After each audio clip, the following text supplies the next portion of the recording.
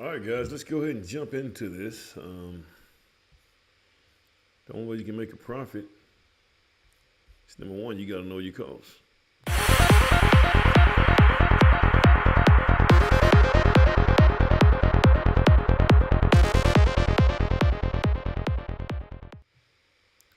All right, let me switch this screen right here. All right, guys, I was at a game and I met this guy that we did a project together. I wish I could find that job, but we did a little small project together. We was helping building these little sheds for the homeless, and this guy was really, really savvy. He was telling me that it's like, man, I didn't really make any money because I didn't quite estimate it right, and so that inspired me to do this particular video right here and go on live just to try it out. But here's another thing. I also need to get used to going live as well.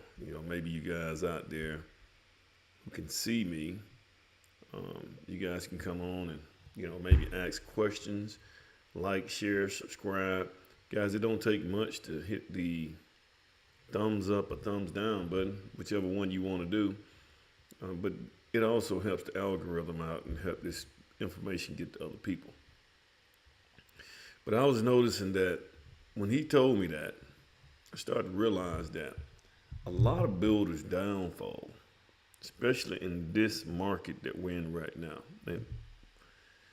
is the fact that they don't estimate those jobs right. They don't put enough money in there, especially if you're doing what they call a guaranteed maximum price. If you don't put enough money in there and you somehow run out of money at the end, you're going to be in trouble. And that's what's been happening lately. A lot of builders, you know, they get out here and they get themselves into a whirlwind. And I'm going to tell you where they're making the mistakes at. The mistakes are happening because, let me just say this right here.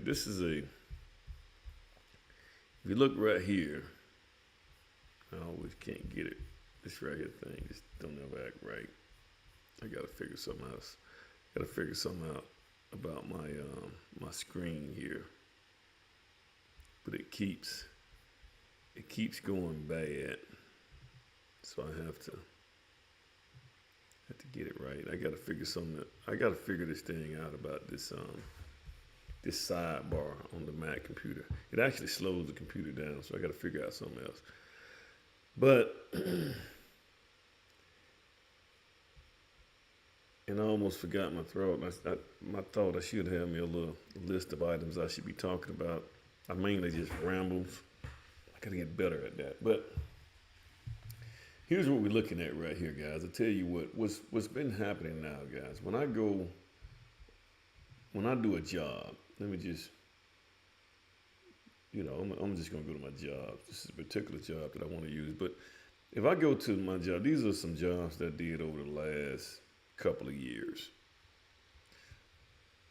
So now what I do with those jobs is each one of these jobs I quoted, and I actually got the numbers as to what it's going to cost to build that particular project. Let me see if I can get that in right here. And so you can kind of see these numbers on these jobs right here. Let me see if I can. That's give me gross profit. I'm trying to see. But each one of these jobs have a number on them. So if I click on one particular job like this one right here, it tells me that, say on this particular job, I can look at actual costings. So it cost me, on that particular job, $422,000 to build that structure. Okay. So now, what I would do, let me go back to jobs, because this is the job I'm gonna use. So I would go through each one of those jobs that I've had. If there's gonna be residential homes that I've built. And so what I do is I look at the square footage amount. Now guys, a lot of people want to, a lot of people get on here and a lot of people, I talk to a lot of people and they actually use they create a guaranteed maximum price based on the square footage cost. This is where you're destroying yourself, builders. This is how you're killing yourself there. You're trying to take, like, say, for instance, the last couple of years, I look at this, I take a house, I look at the amount that it cost me to build that house. I take the square footage and I divide the amount by the square footage. It's going to give me a number. Let's just say, for instance, $175 a square feet to build that particular house. That particular house. Then you can go to, the next year you may have 185, 186. You can get up to $250 a foot. In some neighborhoods, depends on where you're at, you may be all the way up to $300 a square foot. Now, what you want to do, the only reason as a builder that you need to be using numbers like that is to help that homeowner figure out what kind of financing they need to go try to secure. That is it. That's the only reason you should be using those numbers. You should never use those numbers as a quote. Now, guys, once again, there's a difference between a quote and a estimate. Now, estimate is, that's just a ballpark figure. That's kind of where you're at. You kind of get them in the field. And guys, you should have no issue using a number or just like I said, you using a number or you're using a constant to multiply by the square footage that they're trying to build to help generate a number, an idea of what it should cost them to build. That's the only time you should ever use that cost per square foot. And the reason I say that, guys, is because when you look at a set of plans, guys, you can get several set of plans to a home, and they're going to just be totally different. I mean, I can go look at a set of plans, and you're going to just get. Let's see, thought I can go real quick with this right here, but I guess I can't. This thing right here, man, I tell you what, it just kills me. I gotta figure this one out. This has been my biggest problem right here with my sidebar. But plans are gonna be so different. And then you don't know how much, you don't know, like if I can go to this guy right here playing, this guy got several different houses on here. But, if I click on this house, all these plans right here are totally different. I can't take the square footage cost on this house and move it up here to this one right here and get the same, and be kind of sort of. It just don't work like that, guys. Now, if you want to give that homeowner a square footage amount so that they can go ahead and start securing their finances and things like that, I don't see a problem with that. But just to go out here and start giving, just go out here and give a square foot cost and let that be part of your contract and let that be part of your quote, that's a recipe for failure. This is what's happening to these builders out here. This is what's killing them. They're destroying themselves because they're trying to oversimplify the building process. It doesn't work like that. Okay? Now, what you want to do as a builder, guys, you want to go here. You want to get you a set of plans. Let me see, I don't know if I can add that to this screen right here. It's probably not going to add to the screen. I may have to add it to another. This thing right here done fell apart again. I don't know what to do with this.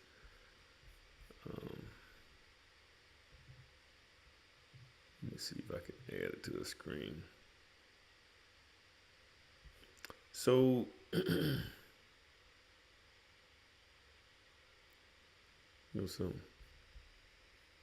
Let me find a set of plans here. I'm gonna give me just a second. It's good to try to work on this as we go. Let's see, I have a quote. Go here. I'm gonna find me a set of plans here. Let's see, warranty phase.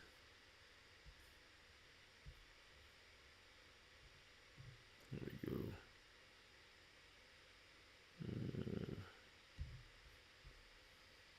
Let's see, plans. There we go.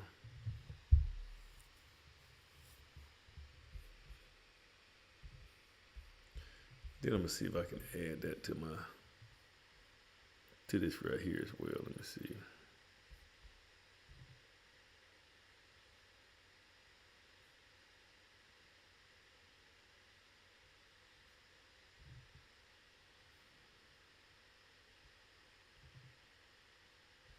Yeah, this might work out.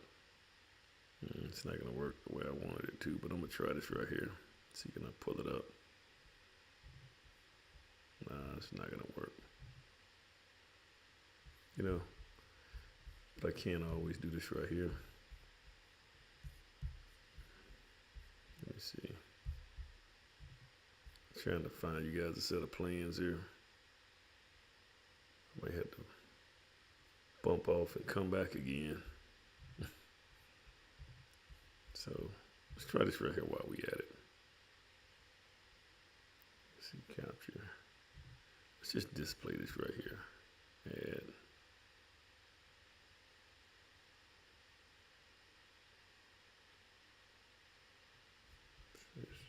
Capture this right here.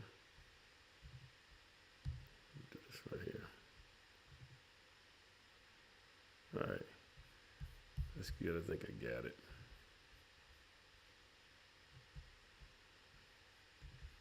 Yeah, there we go. So, trying to squeeze it in here on top of this guy. You know something? I'll just put it over here. I don't want everything to look like it's jumbled on top of each other. There we go. I'll put it here. We'll save that guy here. And I'll come here and I'll bring it over here and see what happens. There we go. There we go. No, you don't want to act right.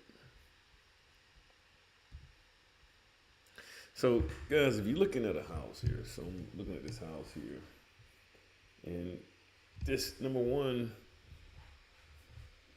thing you're going to be looking at, like if I'm looking at, and guys, by the way, on this other screen right here, that's actually this particular house quoted, okay? And this house was probably built about 3 years ago. So if you look at this house here, you got, number one, you start off with the foundation. So, you know, even the foundation may not fit on the way you think it should fit. So you gotta leave a little room when you're quoting out the foundation part of that house. So, I mean, you look at, you know, that's a basement. You got the main level, which is about 2,300 square feet. Then you got another 1,000 square feet on the top level. Got a bunch of cut-up roofs that's going on right here. In the back and the front. Electrical plan looks about normal, but this is what you got. And you can't say, let me just get this over here. Just get that out the way. I'm gonna go ahead and take that screen away, so we really don't need that. But when you're looking at these houses, guys, you don't, you can't just do them all the same. This is what I'm saying. They're just not the same. So what you have to do is you have to go to that particular structure. Now, I like this software. This is a particular software that I'm using. It's actually called Build Exact. There's other ones called Builders Trend, things like that, and they all work about the same way. The reason I picked this right here is because at the time, Builders Trend didn't have Builder Trend didn't have where you can upload the plans into their software. Now, most of the software they're going to have is going to be a web-based software. So you're not going to have to download stuff or create a program on your computer taking up hard drive space, or you're just not going to have to do that. So it's all web-based, which makes it really, really good to use. And they can store everything on the cloud for you. So that way you don't have to use any additional memory in your computer, a hard drive memory in your computer to try to hold this information. But this right here is they had a way that you can come here, say for instance on this particular job right here. So on this job, if my computer moved fast enough, on this job right here, I was able to go here. So I'm gonna go back to the estimate part. So I was able to go here and do what you call, I was able to upload the plans onto this system right here, which you can kind of see the plans uploading. And then you also do what they call, you calibrate the plans to this system. Okay. Then when I was, once I calibrate the plans, now I can do all my measurements and stuff, and I can estimate this whole job. And guys, when you estimate a job, a quota job, you're gonna go through that job and you're gonna add every last one of these line items. I usually start off with pre-construction things, administrative things, site work and excavation. Each one of those line items are even broken down into different layers. Okay? And I go through that whole house. I start from the ground and go all the way up with the estimating process on this whole house. So now you got your foundation, and you got your ground floor framing. You just go through all your framing. Now there's certain things you're probably gonna have to get certain subcontractors to quote out, until they get their numbers in, like your electrical. To get your MEPs, your electrical, mechanical, plumbing.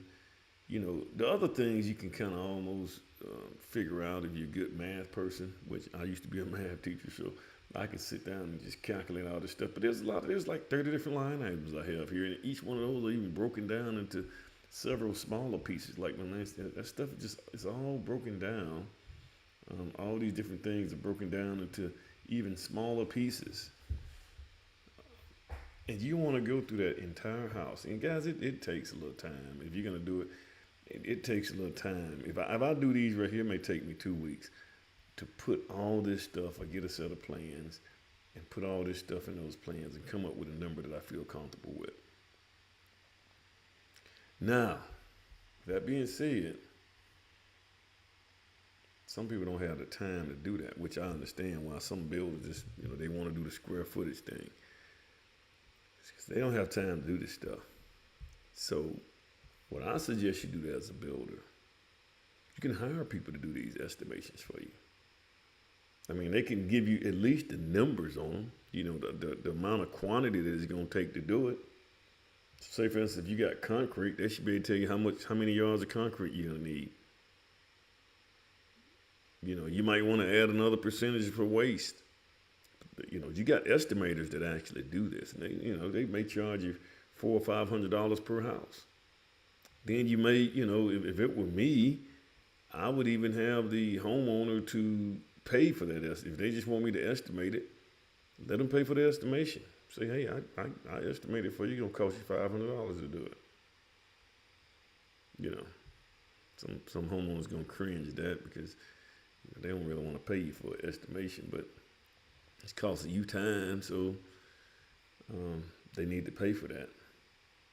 So, but what typically happens, guys, is there's a lot of builders come in here and they quote these things based on square footage. Then they realize probably in the middle of working on that house that was a mistake, because they started to run out of money real quick. And then toward the end, they realize they don't have enough money to finish this house. because you know, they didn't quote the house based on that particular house. They didn't personalize or customize that quote, so it throws them off. This is where you don't want to be. Like I said, guys, this would get you in trouble as a builder. This has been getting a lot of builders in trouble. I've been hearing a lot of stories about, um, you know, I just finished one that went through that. You know, people been, you know, some of these builders been getting these jobs, man, and they can't finish them. And now I have to put some, you know, homeowners, man. You know, if you go out there and you get a quote, and your real estate agent does you know, they get in there and they, you know, do some comps in that neighborhood, and you $200,000 or $150,000 less, that's a red flag for that builder. You know, I'd probably ask that builder, how did their costs get so low? You know, obviously you missed something. Everybody else is up here, and you're here. So hopefully this right here helps out, guys. So you don't want to do what